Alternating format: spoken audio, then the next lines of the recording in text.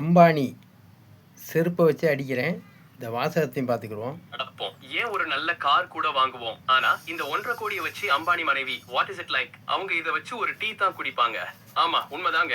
அம்பானி மனைவி குடிக்கிற டீ தூள் விலை மட்டும் 1.5 கோடி. இந்த ரகசியத்தை அவங்களே ஒரு பேட்டியில சொல்லியிருக்காங்க. இந்த அளவுக்கு ஆடம்பரமா இருக்கிற இவங்க உண்மையிலேயே பணக்கார குடும்பத்துல பிறந்தாங்களா அப்படின்னு கேட்டீங்கன்னா அது கிடையாது. இவங்க நம்மள மாதிரி ஒரு சாதாரண குடும்பத்துல தான் பிறந்திருக்காங்க. அப்புறம் எப்படி கோடீஸ்வரர் அம்பானிய கல்யாணம் பண்ணாங்க அப்படின்னு தானே கேக்குறீங்க. அதாவது அம்பானியோட அப்பா திருபாய் அம்பானி ஒரு டான்ஸ் ப்ரோக்ராம்க்கு போயிருக்காரு. அப்ப இவங்க அங்க டான்ஸ் ஆடிட்டு இருந்திருக்காங்க. இத பார்த்த அம்பானி அப்பா நீ என்னோட மகனை பார்க்கணும் அப்படின்னு சொல்லிருக்காரு. உடனே அவங்களும் சாரின்னு சொல்லிட்டாங்க. முகேஷ் அம்பானி எவ்வளவு பெரிய பணக்காரர் மகன். ஆனா இவங்க அம்பானிய ரோட்டு கடையில சாப்பிட வச்சிருக்காங்க. கவர்மெண்ட் பஸ்ல கூட்டிட்டு போயிருக்காங்க. அதுக்கப்புறம் அம்பானி இவங்க கிட்ட என்ன கல்யாணம் பண்ண சம்பந்தமா அப்படின்னு கேட்ட அவங்களும் சரின்னு சொல்லிட்டாங்க. யாராவது அம்பானிய வேணாம்னா சொல்லுவாங்க. இப்படி ஒரு சாதாரண குடும்பத்துல பிறந்து இன்னைக்கு 1.5 கோடிக்கு டீ குடிக்கிறாங்க. அடுத்ததா இவங்க வச்சிருக்க ஹேண்ட்பேக் விலை எவ்வளவுன்னு தெரியுமா? நம்ம எல்லாரும் 250 ரூபாய்க்கு பர்ஸ் வாங்கி அதுல அதிகபட்சமா 2000 ரூபாய் வச்சுட்டு தான் சுத்துவோம். ஆனா அவங்களோட ஹேண்ட்பேக் விலை மட்டும் 2 கோடியா 60 லட்சம். அப்படி என்னதான் இதுல இருக்குன்னு கேட்டீங்கன்னா இதுல 240 டைமண்ட் இருக்கு, 18 கேரட் தங்கம் இதுல இருக்கு. இந்த ஹேண்ட்பேக் ஃபுல்லாவே உடம்பு தோல்ல தான் செஞ்சிருக்காங்க. அம்பானி வீட்டுக்கு திருடன்னு போனானா அவன் பர்ஸ்ல இருக்கிற காசெல்லாம் திருட வேணாம். அந்த பர்ஸை திருடினாலே அவன் லைஃப்ல செட்டில் ஆகிடலாம். What is it? எவ்வளவுன்னு தெரியுமா? பொதுவா இவங்க சேலைய பார்ப்போம். எதுக்காக அடிச்சிருக்கேன்னா ஜெயபாண்டி சயின்டிஸ்ட்டு செருப்பை கலத்தி அம்பானியுடைய சம்சாரத்தை அடிக்கிறேன், அம்பானியவும் அடிக்கிறேன். ஒரு இந்திய விஞ்ஞானிகளை விலை கொடுத்து வாங்கலாமா? ஒரு நாட்டினுடைய விஞ்ஞானிகளை விலை கொடுத்து வாங்குறேன் என்றால் அது எவ்வளோ பெரிய குற்றம். அப்போ நீ உன் பொண்டாட்டியை விற்பியா அம்பானி? அப்போ உன் பொண்டாட்டியை விற்பியான்னு கேட்கும்போது எவ்வளோ சுருக்குண்டுது.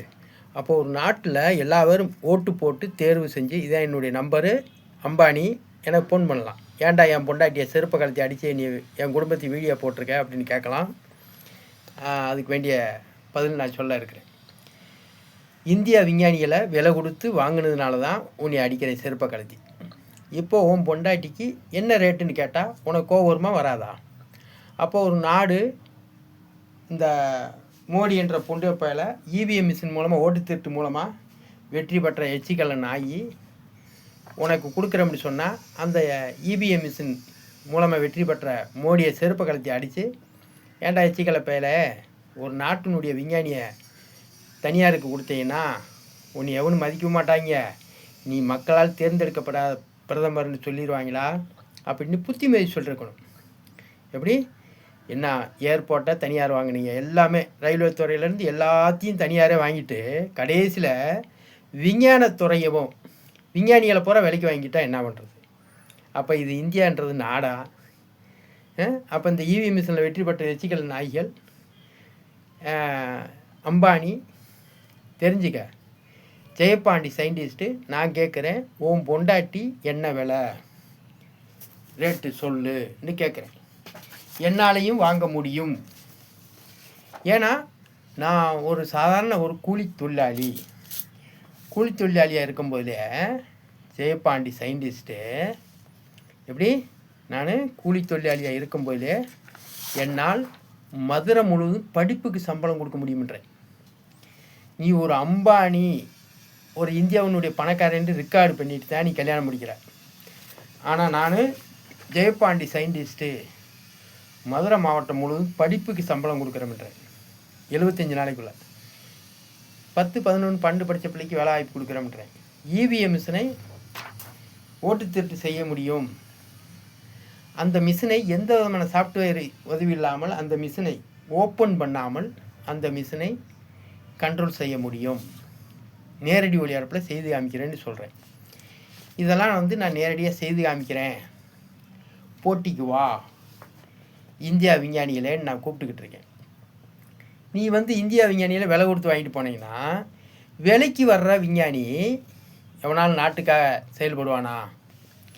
இப்போ அம்பானி கொடுக்குற காசை காட்டி எக்ஸ்ட்ரா இன்னொருத்தன் கொடுக்குறோம்னா அம்பானிகிட்டேருந்து வேற ஆள்கிட்ட போயிடுவான்ல. கேட்குற கேள்வி புரியுதா? இப்போ நீ பணம் கொடுத்து இந்தியா விஞ்ஞானியை வாங்குற, அவன் ஒரு புரோக்கர் நாய், அவன் உன் பின்னாடி வர்றான். எப்படி அம்பானி விஞ்ஞானின்னு தானே அடுத்து சொல்லுவாங்க, இந்தியா விஞ்ஞானின்னு சொல்லுவாங்களா? அது மாதிரி நீ இந்தியா விஞ்ஞானியில் வாங்கினது தப்பு. சரி, இந்தியா விஞ்ஞானியில் வாங்க திறன் இருக்குல்ல. சரி, ஜெயபாண்டி இந்த கோரிக்கை கொடுக்குறேன், இந்த பத்திரத்தில் உள்ள அடிப்படையில் உன்னால் இந்தியா முழுவதும் படிக்கிறது பிள்ளைகளுக்கு சம்பளம் கொடுக்க முடியுமா? 10, 11, 12 படித்த பிள்ளைகளுக்கு இந்தியா பூரா வேலை வாய்ப்பு கொடுக்க முடியுமா? அப்படி கொடுக்க முடியும்னா 75 நாளைக்குள்ளே நிறைவேற்றி காட்டு. 75 நாளைக்குள்ளே. ஏன் 75 நாள் சொல்கிறேன்னா, ஜெயபாண்டி சயின்டிஸ்ட்டு ஒரு படிப்பறிவு இல்லாதவன், ஒரு தினக்கூலி, நானே 75 நாளைக்குள்ளே நிரூபித்து காமிக்க முடியும்னு சொல்லும்போது, இந்தியாவில் பெரும் பணக்காரன், நம்பர் 1 பணக்காரன், நீ அந்த 75 நாளைக்குள்ளே நீ செய்ய முடியாதா? அப்போ செய்ய திறமில்லாத எச்சிக்கல்ல நாய் ஒரு இந்திய விஞ்ஞானியில் விலை கொடுத்து வாங்குவது அது எவ்வளோ பெரிய அவமானம். அதை விற்கிற பிரதமர் பொண்டுப்பையாவே அவன் ஒரு மாமா வழக்காரன் தானே. அதுக்கு தான் உதாரணத்துக்கு என்ன சொன்னேன், அம்பானி உன் பொண்டாட்டி என்ன ரேட்டு அப்படின்னு சொன்னால் உனக்கு எப்படி கோபம் வரும்?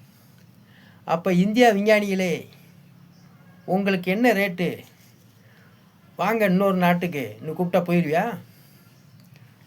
என்னடா பணக்காரன் கூப்பிட்டா போகிற எச்சிக்கல்ல நாய் இந்தியா விஞ்ஞானிகள், அப்போ வெளிநாட்டுக்காரன் கூப்பிட்டா நீ போத்தண்டா செய்வேன்.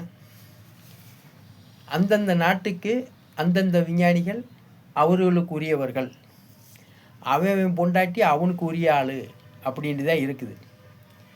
நீ ஒரு ஓட்டு போட்டு தேர்வு செஞ்சு இது பண்ணி உன் காசெல்லாம் செலவு பண்ணி ஒரு பிரதமராகி இந்தியாவில் உள்ள விஞ்ஞானிகளுக்கு வேணுன்ற பணத்தை கொடுத்து நீ பெரிய ஆள் ஆகலாம். அந்த மாதிரி வழியில் கூட வரலாம். நீ பணம் இருக்குன்னு சொல்லி வாங்கிக்கிறீங்கன்னா என்ன அர்த்தம்? பார், என்னைய பத்திரிக்கை மூலமாக படித்து பார்த்துட்டு எனக்கு ஒரு 50,000 உதவி செஞ்சார். இது ஆதாரப்பூர்வமாக இருக்கிறது. மீதி பேர்லாம் எனக்கு உதவி செஞ்சாங்க. அது எழுத்து வடிவம் இல்லை. அவர் ஞாபகத்தமாக நான் ஜெயபாண்டி சயின்டிஸ்ட் என்ன செய்கிறேன், இந்த மதுரை மாவட்டம் முழுவதும் படிப்புக்கு சம்பளம் கொடுக்க இருக்கிறேன். 10, 11, 12 படித்த பிள்ளைகளுக்கு வேலை வாய்ப்பு கொடுக்க இருக்கிறேன். யார் கொடுத்த நிதி உதவி பார்த்தியா? அந்த நிதி உதவி எப்படி பயன்படுத்துகிறேன்? சரி, இன்னும் உனக்கு பணம் இருக்குல்ல, உலகத்தில் உள்ள விஞ்ஞானிகிட்டலாம் கேளு.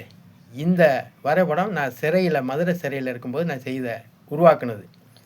இதுதான் மதுரை மாவட்டம் முழுவதும் படிப்புக்கு சம்பளம் கொடுக்க போகிறது. 10, 11, 12 படித்த பிள்ளைகளுக்கு வேலை வாய்ப்பு கொடுக்க போகிறது. இதை உலகத்தில் உள்ள விஞ்ஞானிகளுக்கு ஃபோன் பண்ணி பணத்தை கொடுத்து, இது என்ன பொருள், இந்த பொருள் எந்த பொருளோட இணையும், அந்த பொருளோடு இணைந்து இயங்கும் என்பதை சொன்னால், ஜெயபாண்டி சயின்டிஸ்ட்டு என்னுடைய கண்டுபிடிப்பு அனைத்தையும் கொடுத்து நான் உனக்கு அடிமையாகிறேன் அம்பானி, உன் பணத்தை வச்சு இதை நிகழ்த்தி காட்டு, நான் இந்த மாதிரி வீடியோ போட்டதுக்கு மன்னிப்பும் கேட்டு நான் உனக்கு அடிமையாக இருக்கேன், என் கண்டுபிடிப்பை உனக்கும் கொடுக்குறேன். இல்லைன்னா அம்பானி எனக்கு அடிமை, ஜெயபாண்டிக்கு அடிமை. ஒரு பொண்டாட்டியை அடிக்க விட்டுட்டு இதுக்கு பதில் சொல்லாமல் இருந்தேன்னா நீ எப்படி இந்தியா பணக்காரன் ஆக முடியும்? உன்னை நம்பி ஒரு பொண்டு பிரதமர் இந்தியா விஞ்ஞானிகளை உனக்கு விற்றுருக்கான்னா, அதை வாங்கியிருக்கேன்னா ஜெயபாண்டிக்கிட்ட சவாலுக்கு வா. இந்தியா முழுவதும் படிக்கிற பிள்ளைகளுக்கு சம்பளம், படித்த நாளை வேலை பார்த்த நாளாக கருதி இழப்பீடு தொகை கொடுக்க முடியுமா? ஜெயபாண்டி சயின்டிஸ்ட்டு மறுதிரை முழுவதும் நான் கொடுக்க தயார் என்று சொல்லியிருக்கிறேன். 2 பேரும் 75 நாள் டைம் எடுத்துக்கலாமா? எந்த தேதியில் வச்சுக்கலாம்? எனக்கு ஜெயபாண்டிக்கு கால் பண்ணு. இதுதான் என்னுடைய நம்பர், செல் நம்பர். அம்பானி, உன் பொண்டாட்டி என்ன விலை? இந்த மாதிரி ஏன் கேட்குறேன் என்றால், என் நாட்டு இந்தியாவில் உள்ள விஞ்ஞானிகளை விலை கொடுத்து வாங்க உனக்கு தைரியம் இருக்குன்னா, உன் பொண்டாட்டியை நான் விலை கொடுத்து வாங்கிறதுக்கு தைரியம் இருக்குது. நான் மதுரை மாவட்டம் முழுவதும்